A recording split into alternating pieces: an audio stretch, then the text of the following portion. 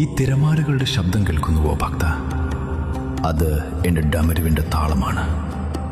ആകാശവും കടലും ചുംബിക്കുന്ന ഈ പാറമുകളിൽ ഞാൻ സന്നിധാനമായപ്പോൾ പ്രകൃതിയും നിശബ്ദതയും ഒന്നായി തീർന്നു.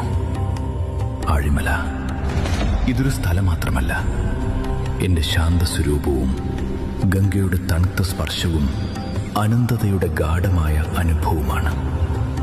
ഇവിടെ കടൽക്കാറ്റ് തൊടുമ്പോൾ നീ അനുഭവിക്കുന്നത് കാറ്റല്ല, എൻ്റെ അനുഗ്രഹമാണ്.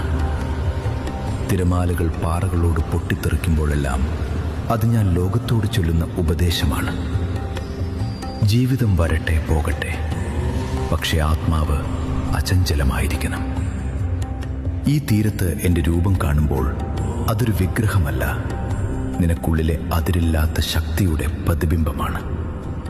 ഇവിടെ നിൽക്കുമ്പോൾ നിന്റെ ഹൃദയത്തിൽ ഒരു നിശബ്ദത ഉയർന്നാൽ അത് ഞാൻ നിന്നെ ആലിംഗനം ചെയ്തതിൻ്റെ അടയാളമാണ്. ആഴിമല എൻ്റെ നാദവും പ്രകൃതിയുടെ പ്രണവവും ഒന്നായി പാടുന്ന ദിവ്യഭൂമി.